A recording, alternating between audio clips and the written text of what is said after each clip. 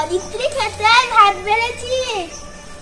মা আমার খেতে একদম ইচ্ছা করছে না, খেতে ইচ্ছে করছে না, আমার খিদে নেই। এইরকম বলতে নেই, খাবার না খেলে লম্বা হবে না, দুর্বল হয়ে পড়বে। বেশ যাচ্ছি, তবে তবে কি তবে আমি ভাত খাবো না। ভাতের সময় চিপস খাওয়া যাবে না। I love chips, Maggi, chowmein, Mughlai. শোনা, এইগুলো খেতে নেই, এগুলো খেতে নেই, এগুলো ফাস্ট ফুড, খেলে পেটে ব্যথা করবে। আমি ভাত খাবো না। বেশ ভাতটা খেলে তারপরে চিপস দেবো।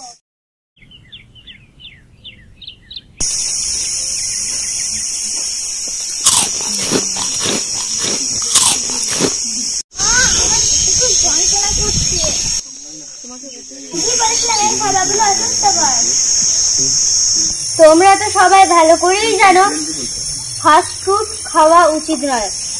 Maggi, chowmein